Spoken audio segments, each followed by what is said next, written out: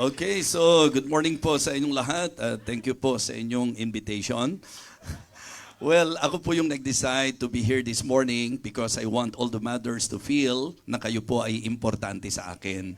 So, higit kanino pa man, ang church na ito, ang talagang tibok ng aking puso na lagit-lagi ay mapagministeryuhan. Kaya nga, wag ho kayong malulungkot doon sa idea na binibigyan ko po ng emphasis na meron po tayong pastor dito. Hindi po yun nangangahulugan na maghihiwa-hiwalay po tayo. Sabi ko nga po sa inyo, hanggang bumalik ang Panginoon, ang prayer ko po magkakasama tayo. Amen? So, kaya ladies, thank you for the effort and please don't get me wrong. Natutuwa po ako, in fact, na-touch nga po ako.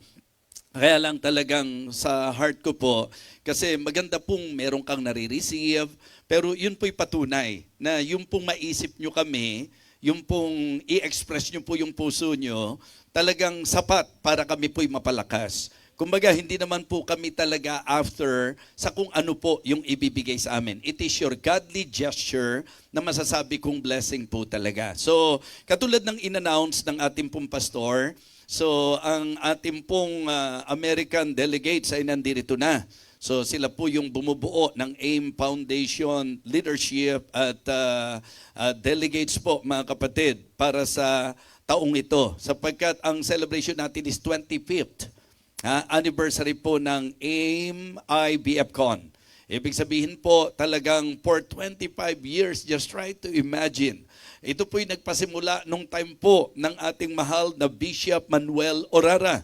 And up to now, many missionaries are benefiting and enjoying the blessing of that partnership. And that is the reason why hindi po natin makakalimutan ang naging buhay at legasiya ng ating pong Bishop Manuel Orara. And the good thing about our church, nandito po ang pamilya ni Bishop Orara. Amen? And we appreciate them so much. So please do pray for the success of our 25th anniversary. Yung lahat ng activities po, simula na po yan. Ngayon po, nandoon po ang dalawang team sa Muntinlupa. Okay? Isang malakihang evangelistic meeting sa lugar po nila Pastor Felix. At ganun din po sa lugar po ng Pastor Ronald David, ang Victory Fundamental Baptist Church at ang Living Water Baptist Church, Muntinlupa. And nakiusap po ako sa kanila na talagang kung maaari, dito muna po para nga po sa ating pagbibigay pugay sa mga nanay. So, to all mothers, happy Mother's Day! Palakpakan po natin! Ayan, naniniwala ako na yung palakpak na yan, alangan sa mga mother natin. Lakasan po natin ang ating palakpakan. And we would like to express our gratitude to God, first of all, para sa lahat ng nanay po na nandito. And you know what? Even ang message natin ngayon, especially for all mothers. Ang title po ng message natin, Never Forget Your Mother. Never forget your mother. Okay? Naalala ko tuloy, bigla nanay ko. Biglang ang lakas ng pasok. Ano po? Naalala ko po ang nanay ko. Pero thankful ako sa Panginoon na kinuha siya sa kalagayang matino po ako. Kinuha siya sa kalagayang nagawa ko po ang dapat kong gawin para sa Kanya. Kinuha siya sa kalagayang nakakilala po siya sa Panginoon at kinuha po siya sa kalagayang siya po ang isa sa matapat na miyembro ng Blessed Hope Baptist Church, Valenzuela. Na bakit bigla akong tinablan kaagad?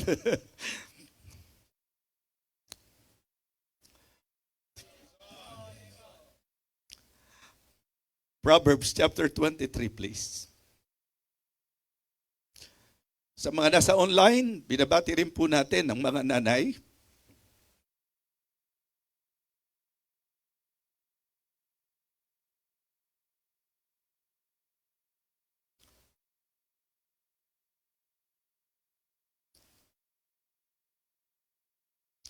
Kaya sa mga anak, habang buhay pa po yung mother nyo, try your best to make them feel that they are really loved. Huwag ho kayong lalagay doon sa katayuang magsisisi po kayo na hindi nyo ginawa kung anong marapat sa nanay po ninyo. So of course, ang message natin ay pwede po both. Sa father, sa mother, but because we are celebrating the Mother's Day, kaya medyo nakafocus po ako sa mga nanay. And please understand, pagdating po kasi sa nanay, medyo nagiging sentimental po talaga ako. Sa mga hindi nakakaalam ng testimony ko, nung hindi ako saved, lapastangan, palasagot sa magulang. Kaya tuwan-tuwa ako nung nasave ako, yun ang binago ng Panginoon sa akin.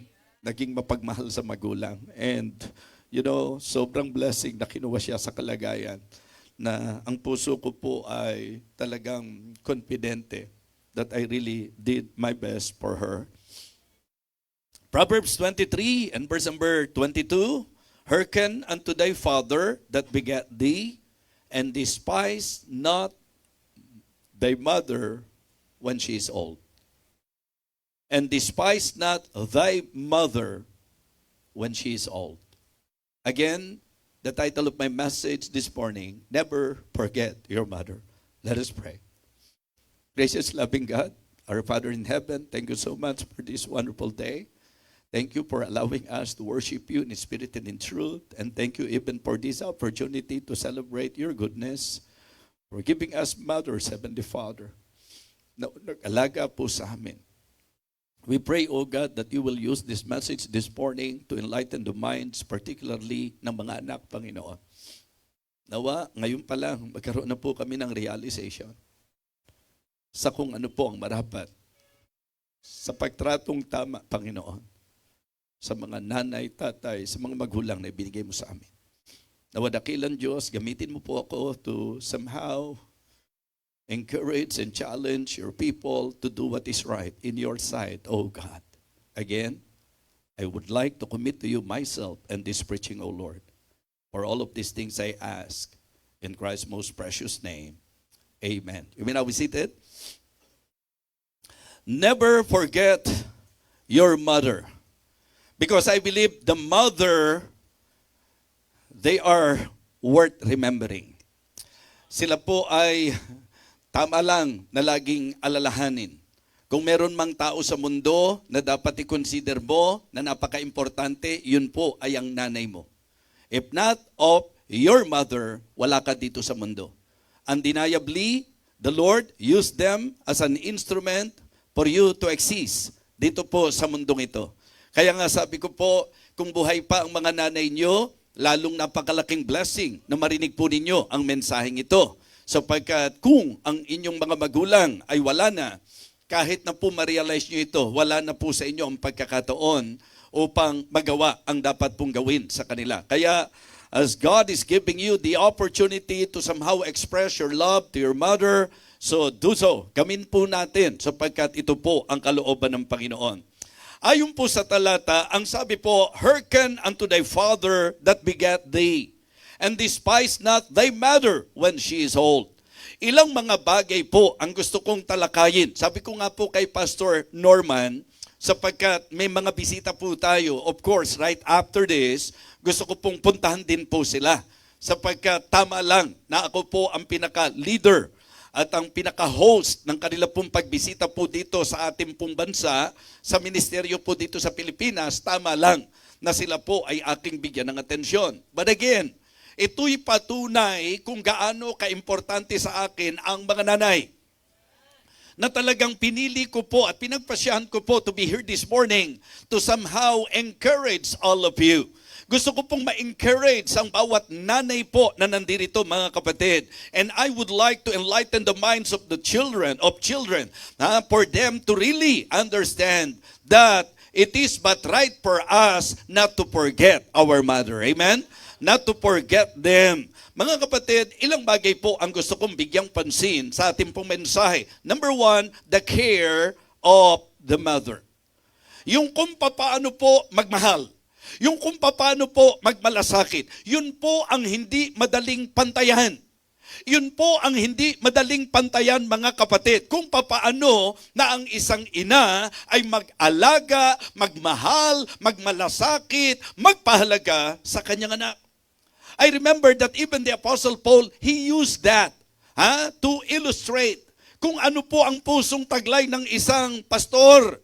kung paano siya dapat mangalaga sa mga members, at kung paano pong doon ipinattern ni Apostol Pablo ang kanyang pagmamalasakit, ang kanyang pangangalaga, ang kanyang pagpapahalaga, ang kanyang pagbibigay pansin sa mga mananampalataya. Sinabi po niya na siya'y parang nanay sa kanyang mga pinangungunahan.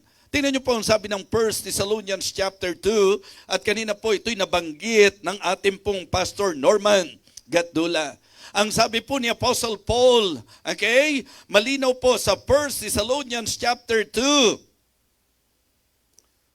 but we were gentle among you, even as a nurse cherisheth her children. Sa ating pong exposition, yung pong salitang nurse dito ay hindi po tumutukoy sa nurse na nasa ospital. Hindi po ito profession. Ito po, mga kapatid, ay tumutukoy at paglalarawan sa isang nursing mother. Ang ibig sabihin po, the Apostle Paul used the word nurse na ang kanyang tinutukoy ay nanay, because as we all observe, ang ginamit niyang salita, but we were gentle among you, even as a nurse cherisheth not her patience. Hindi pasyente ang tinukoy dito na kanyang pinangangalagaan. Even as a nurse cherisheth her children. By that, makikita natin na tama po ang sinasabi ko sa inyo na ang tinutukoy po ni Apostol Pablo, yung gamit niya ng salitang nurse dito is not referring doon sa nurse by profession, pero doon po sa nanay na nangangalaga. Amen? Kaya nga sabi ko, mga kapatid, ito minsan ang hindi natin naiintindihan. Easily sumasagot ka sa magulang mo. Easily nalalapastangan mo sila. Pero isipin po ninyo na kung hindi ka nila pinangalagaan, kundi nila tayo kinalinga, kundi nila tayo minahal, kung hindi po sila nagsakripisyo sa atin, nasaan tayo ngayon? Mga anak, ano man ang narating mo ngayon, gusto kong sabihin sa iyo, yan ay dahilan sa may nanay na nung dinadala ka pa lang, hindi madali ang kanilang nararamdaman. Hindi po magaang ang kanilang sitwasyon. Dinala ka ng 9 na buwan sa kanilang sinapupunan. At nung pinanganak ka, hindi naman kailangan pabayaan ka. Nilingap ka, kinalinga ka, gumigising ng madaling araw, nagsasakripisyo. Kailangan po na bigyan ka ng panahon, bigyan ka ng atensyon. Kahit alanganing oras ng gabi, nakabantayan na halos pati lamok, handa po nilang puksain para wag ka lang masaktan. Yung bawat pag-iyak mo, nandun yung pag-aalala. Kasi di ka naman makapagsalita. Hindi mo masabing masakit ang ngipin mo kasi wala ka pa namang ngipin nung time na yon. Hindi mo masabi kung anong dahilan ng pag-iyak mo. May dinaramdam ka ba? Mga kapatid, di ba torture sa mind yan? Yung hindi mo alam, bakit kaya siya umiiyak? Ano kaya ang dahilan? Bakit kaya? Ano ang problema ng batang ito? Mga kapatid, mga minamahal, nagkataon lang pong Freddy ang pangalan ko. Pero totoo pong nung isilang ako sa mundong ito, laking tuwa ng magulang ko. Tuwang-tuwa po sila. Pero alam niyo po, hindi nung lumaki, dahil di naman po ako lumaki. Nung medyo, alam niyo po, nagkakaisip na, natututo ng sumagot, na-impluwensyahan na ng barkada, tapos hindi ka nahihiya, mas mahalaga pa barkada mo sa magulang mo na kumalinga sa'yo. Diba? Yung barkada mo sa isang iglap po pwedeng iwanan ka dyan. Sa isang iglap po pwedeng nawala na ang lahat ng magandang pinagsamahan. Pero ang magulang mo, kahit ang tigas minsan ng ulo mo, kahit ang kulit-kulit mo, nandyan sila, nakayakap sa'yo, nag-aaruga sa'yo. Mga kapatid, always remember that. Always put that in your mind. Never forget your caring mother. Wag nating kakalimutan. May mga single nanay tayo dito. Tama? Hindi madali ang laban na kanilang kinaharap. Mga kapatid, ang isa po, shout out sa Precious Rubes. Isa sa ikinukonsider natin, si Mami Maan. Diba? Kung paanong sa maagang panahon kailangan itaguyod ang kanilang anak. Dito, may mga single parent po tayo dito. Kinalinga ang kanilang anak. Ang tanong, nililingap ba natin ang naging pagkalinga nila sa atin? You should treasure that. You should thank the Lord for that. Kung paano po na may nanay na hindi biro, kung paano siya mangalaga sa kanyang anak at magmalasakit sa kanyang anak. In Isaiah chapter 49, verse 15, please. Isaiah chapter 49 and verse number 15. Ang sabi po, can a woman forget her suckling child? Diba? Mga kapatid, pansinin niyo po kung paano na yung pong pagdidiin ng salita ng Panginoon. Dito ho pumapasok yung sinasabi po nila, ang mga anak, madali sa kanila na matiis ang kanilang mga magulang. Pero ang ina, ang nanay, kailanman hindi matitiis ang kanyang anak. Tama po? Mga kapatid, mga minamahal, it is really a great blessing na meron tayong nanay na nagmamalasakit po sa atin. Mga kapatid, the care of the mother. Second, it is also good to always remember and do not forget the counsel of the mother. Diba? The counsel of the mother. Alam nyo, ang isang masakit na katotohanan, may mga anak na kung tutuusin, bago pa siya makarating sa kalagayan niya, dinaanan na ni nanay yan. Dinaanan na ni tatay yan. At ang isa sa role na gagampanan talaga ng mga magulang mo, pagsasabihan ka, papaalalahanan ka, papayuhan ka. Pero minsan o madalas ang problema, may mga anak na nakakabingi sa kanila ang paalala ng magulang. Nakakabingi sa kanila ang payo ng magulang. Makulit para sa kanila ang mga magulang na nag-aalala lang kung bakit nagpapaalala, nag-aalala lang kung bakit nagpapayo, kung bakit ka sinasabihan. But the sad truth is that may mga anak, mga kapatid, na imbis na sila'y maging thankful na merong magulang, may nanay na nangangalaga sa kanila, may nanay na nagpapayo sa kanila, para sa kanila, KJ. Irritating. Mahiya ka. Magulang mo na tinatanawan ng buhay mo, kinaiinisan mo. Naiirita ka kapag ka sinasabihan ka. Nagagalit ka kapag ka hindi mo nakuha kung ano yung gusto mo. Samantalang dapat isipin natin na talagang ang mga magulang hanggat maaari walang ipagkakaitian sa kanyang anak. Hanggat kaya. Yan ang hindi naiintindihan po ng marami. Walang matinong magulang, walang nagmamahal na magulang na ipagkakait ang mga bagay na kaya niya, na kailangan ng anak niya. Kaya lang magkaroon din naman tayo ng kaisipan na baka naman po, kaya hindi mapapangyari. Una, wala po siyang kakayahan. Hindi naman siguro maganda na magnakaw ang magulang mo para lang maibigay ang gusto mo, lalo na kung yan ay luho mo lang. Diba? Mga kapatid, alam niyo po ang malaking advantage, mga anak, makinig kayo. Ang laki-laking advantage kapag ka natuto ka na makinig sa payo ng magulang mo. At napakalaking disadvantage kapag ka aakto tayo na parang mas magaling pa tayo sa mga nanay natin. Di ba? Kailan ka lang nag-exist. Yung mga magulang mo, puno na po yan ng karanasan. Puno na po yan ng karunungan na galing po sa Panginoon. Kaya mga kapatid, always consider and always remember not just the care of your mother, but also the counsel of your mother. Yung payo po nila mga kapatid. Alam niyo po ang ginamit ni King Solomon. Tingnan niyo po sa Proverbs 1 and verse number 8. Proverbs chapter 1 and verse number 8. Diba?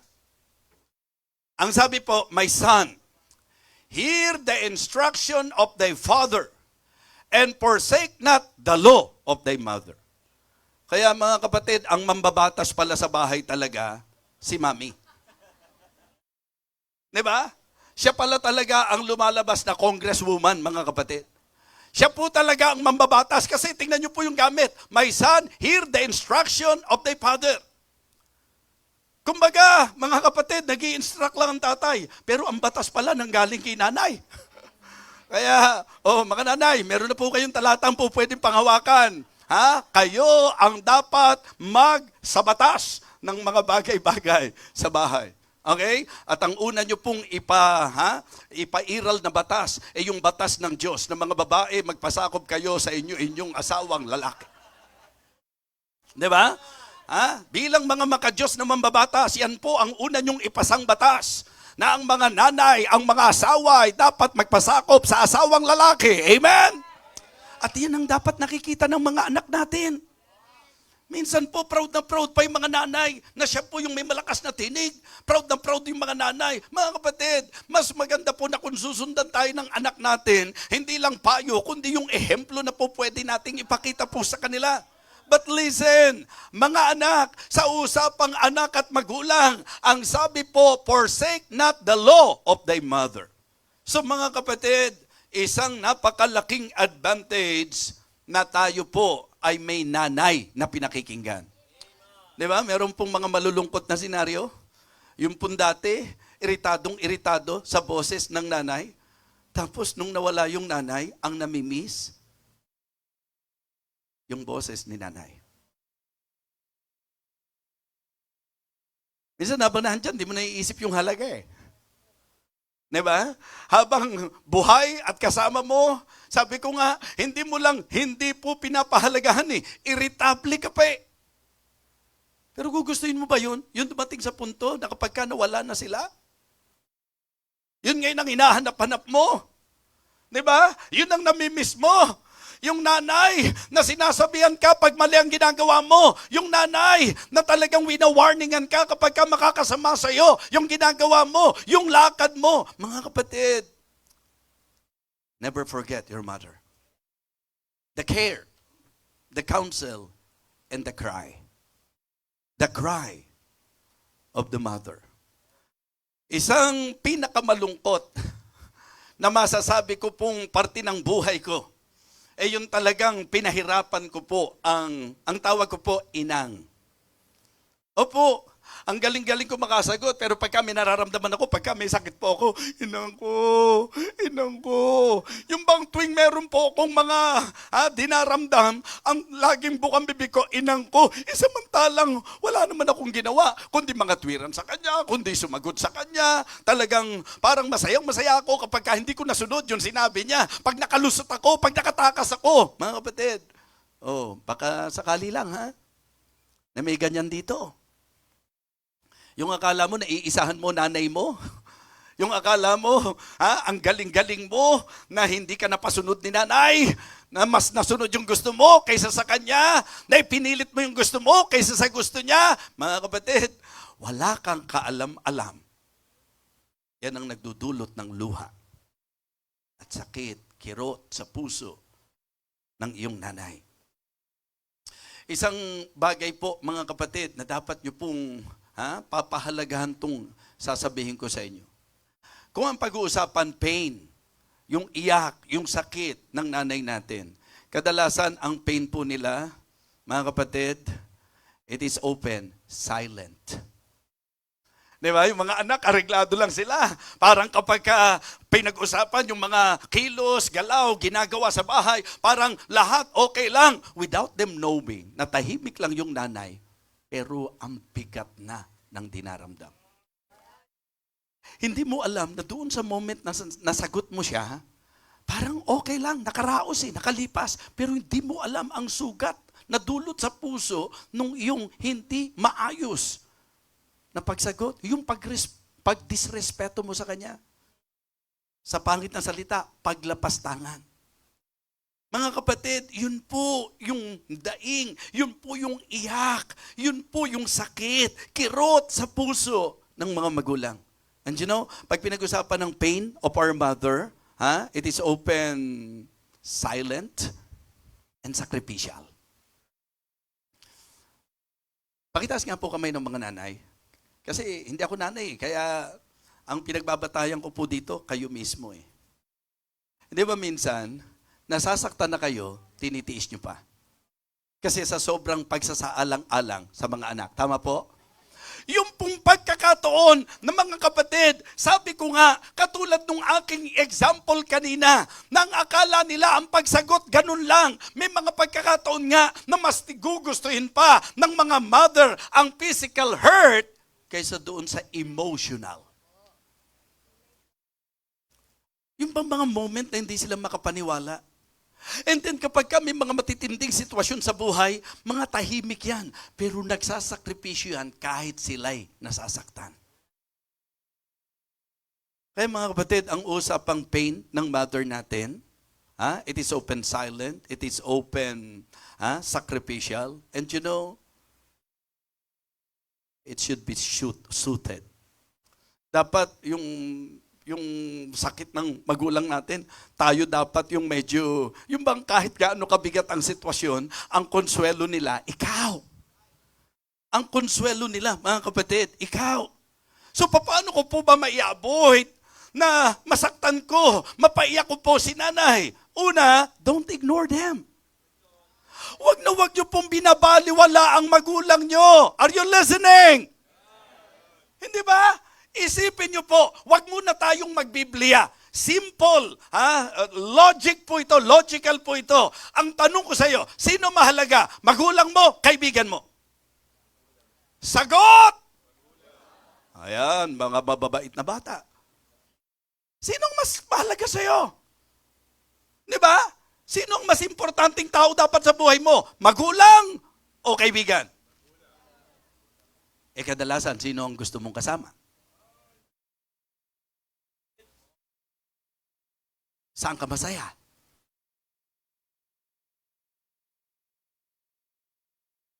Ano mga na-experience mo sa mga kaibigan mo?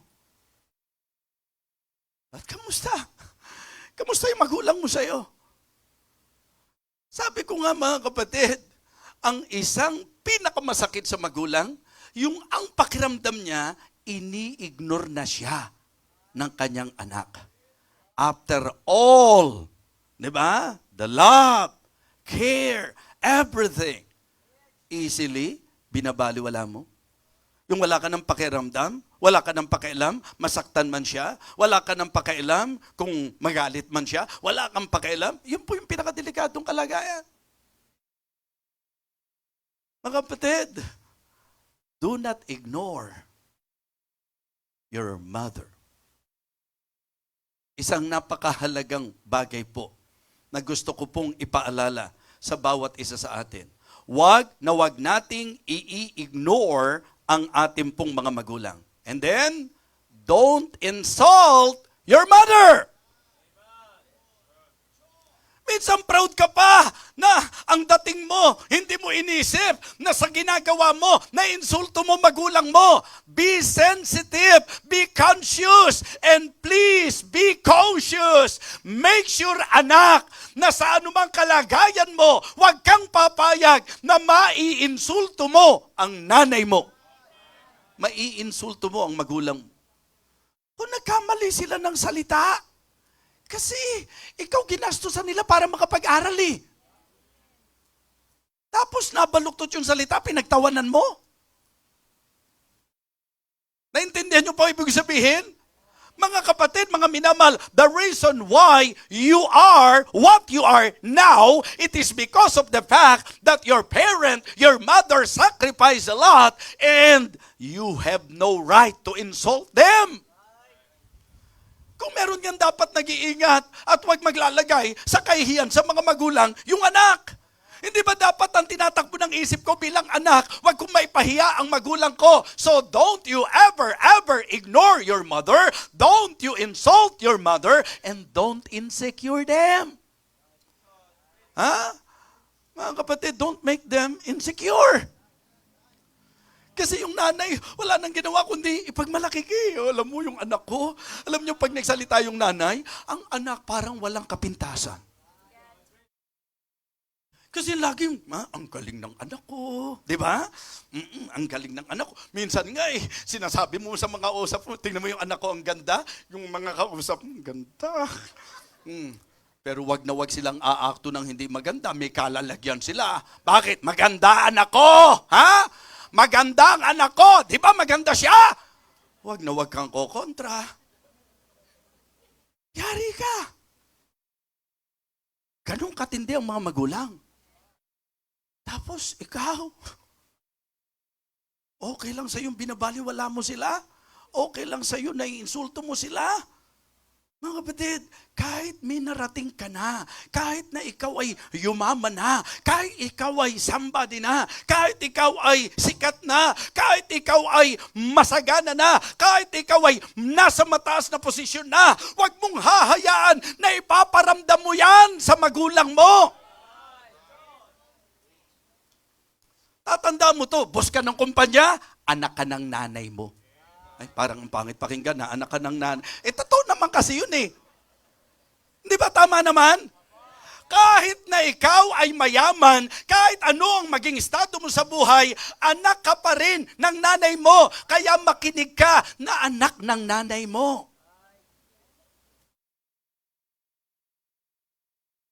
Huwag makakalimutan yun. Dapat po lahat ng maging kalagayan natin ay maging crown ng ating mother. The crown of the mother. What is number 1? The care of the mother. Number 2, the counsel of the mother. Number 3, the cry of the mother. Ano yung pinaalala natin? Do not ignore them, do not insult them, and do not make them insecure. Huwag nating hayaan na magulang natin na i-insecure. Di ba? Yung mga kwento-kwento na kung saan, dahil labandera siya. Di ba dapat ikarangal mo yun? Nanay mo naglalaban ng damit mo, yung iba nagpapalaba sa labandera. At pati anak ng may anak, ipinaglalaban ng nanay mo, you should be proud of your mother. Amen?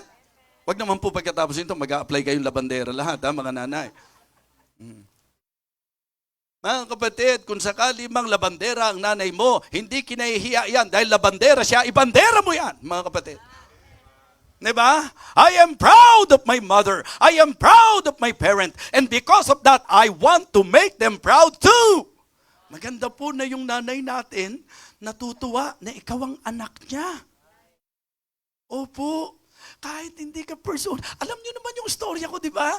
Yung mga simpleng gusto ng magulang nyo, mga kapatid, pagbigyan po natin. Sabi ko nga, yung nanay ko, simple lang ang gusto niya. Pagkatapos ng school year, pagka-recognition, mapaakyat ko lang siya sa stage. So, ginawa ko lahat ng paraan. Pag tinatawag ang honor, kahit hindi ako yun, aakyat ako sa stage. Anong gagawin ng nanay ko? Pupunta rin siya, aakyat siya. At sasabihin niya, anak, hindi ikaw yun, hindi mo pangalan yun. Pero napaakyat ko siya sa stage. Ang hindi ko lala kung masaya nanay ko na umakyat sa stage. Ganyan siya nung nakaakyat ng stage. Anak, hindi ikaw yung bumaba ka dyan. Mga kapatid, mga minamahal, nagtatawanan tayo.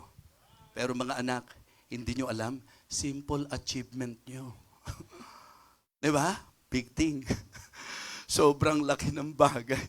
Ang bira, nung nagtapos ang pag-aaral ang award mo di ba, perfect attendance Tuwan-tuwa siya kung makaasta siya, parang ikaw ang valedictorian. Kapatid, ikarangal nyo. Kasi may mga valedictorian, hindi na perfect yung attendance, pero yung anak mo na perfect ang attendance. Di ba may punto po ito? Di ba? Ang dapat maging goal ng mga anak, ang maging crown sila ng kanilang magulang. Sana po ang koronang ibibigay nyo sa magulang nyo, hindi yung korona ng patay. Na dahil sa konsumisyon, na dahil sa sakit ng kalooban, na dahil sa stress, na dahil po sa hindi mo magandang pag-uugali, anong nangyari? Diba? Naaga buhay ng magulang mo. Kaya sinasabi ko sa inyo, mga anak, makinig kayo sa nagsasalita sa harapan nyo ngayon. Because I've been there. And I praise God. Binigyan niya ako ng pagkakataon. Kaya nga sabi ko po sa inyo, hindi ko maiwasan na maging emosyonal pag pinag-uusapan ng nanay. At ang sobrang pasasalamat ko sa Diyos. Kasi kung ang nanay ko namatay, na hindi ako na-save. Kung ang nanay ko namatay, na hindi ako binago ng Panginoon, palagay ko po, yun ang higit na sakit sa puso ko na nawala ang nanay ko, na masama ang loob niya sa akin, nawala ang nanay ko, na hindi maganda ang ipinakita ko sa kanya. Kaya kung ikaw yung anak na sutil, kung ikaw yung anak na palasagot, kung ikaw yung anak na palasuway, kung ikaw yung anak na pasaway, ikaw yung matigas ang ulo, sabi ko sa inyo, you need to hear this message to be reminded, because one day, sasabihin ko sa inyo, gustuhin nyo man, wala na kayo sa pagkakataon. Habang may chance pa, habang may pagkakataon pa. Mga kapatid, ang mensahe po natin ay isang napakagandang paalala. Never forget your mother. Ang binigyang emphasis po dito, when she is old. Nag-uusap kami mga kapatid, kasi ang nanay ko po namatay, 92 years old. Sobrang blessed. 92 years old. Pero ano po ine-expect nyo sa 92 years old? Meron nga po, 50 anyos pa lang eh. Paulit-ulit na eh. Opo, yung bang gustong gawin ng anak, i-record na lang, tapos pag magsasabi si nanay, ito po yung sasabihin nyo. Kasi yun po yung reality. Di siyempre, lalo na kung 70 na yan, 80 po yan, 90 po yan. Sa Biblia, pag nabuhay ng 70, blessing. Pag nabuhay ng 80, lalong blessing. Pag lumagpas dyan, lalong blessing na blessing. Pero in the reality of life, pagka nagkakaedad, medyo maulit na talaga. Maulit na po pag nagkakaedad. Maulit na po mga kapatid. Pag nagkakaedad po, maulit na. Yun talagang, yun po yung ano niya, maulit na po siya mga kapatid. Pag nagkakaedad. Yun ang totoo niyan. Napaka-particular na sa maraming bagay. Maulit na, mga kapatid. Maulit na siya. Pag nagkakaedad. Pero alam niyo po ang takbo ng isip ko? Sabi ko sa mga kapatid ko, ngayon naiirita tayo kasi paulit-ulit si nanay. Kasi hindi mo ba naisip na tayo rin, tiniis nila tayo, maulit tayo sa kanila eh. Mga kapatid, yun ang cycle eh. Yun ang life cycle mga kapatid. Darating doon sa time na mangyayari yan. Pero ang sabi po ng Bible, forsake your mother. Forsake not your mother when she is old. Mas kailangan niya ng understanding. Kaya nga, saludong-saludo ako. So please don't get me wrong. Nasaan si Ate Maan ngayon? Si Mami Maan nasaan? Nagtitiis. Yung idea ng pagtitiis hindi negatibo. Sobrang lalim ng pagmamahal. Mga kapatid, nagtitiis po siya. Nagsasakripisyo siya. Bakit? Sapagkat alam niya na kaya siya nakarating sa kalagayan niya, nagsakripisyo yung magulang niya. Just try to imagine, sa edad ni Ate Maan, ni Mami Maan, bumibiyahe po yan at nag-i-stay siya ng napakatagal doon sa lugar na yon, samantalang nandito ang mga ka-precious rubies niya. Mahal niya kayo, precious rubies. Pero di kayo pwedeng pumantay sa pagmamahal niya sa magulang niya. At isipin niyo kaya ngayon, yung edad ng nanay niya na more than 90 na rin po, mga kapatid. Tama po ba? Di ba? So isipin niyo po, alagain na po yan. Ang ibig sabihin, tiyagain mo na po yan. Pero hindi problema yan sa anak na nagmamahal at kumikilala at tumapanaw ng utang na loob sa kanyang ina. Kaya para sa akin, kasalu-saludo po yun. Kahanga-hanga po yun. Mga kapatid, mga minamahal, meron na siyang sariling pamilya. Pwedeng sabihin niya na may sarili na siyang buhay. But listen, exactly, ang sabi ng Bible, forsake not your mother when she is old. And that is exactly for me a very good example to consider. Imagine po kung ano ang kinagampanan ni Nanay Maan sa kanyang ina. Hindi pa ho ganun ang kalagayan ng mga nanay natin. Ngayon, wala tayong katsaga-tsaga. Ngayon, nakukulitan tayo. Ngayon, ang mga reaksyon natin, ganun na lang. Mga kapatid, never forget your mother. Tumayo po tayong lahat. Tatawagin ko po si Pastor Norman.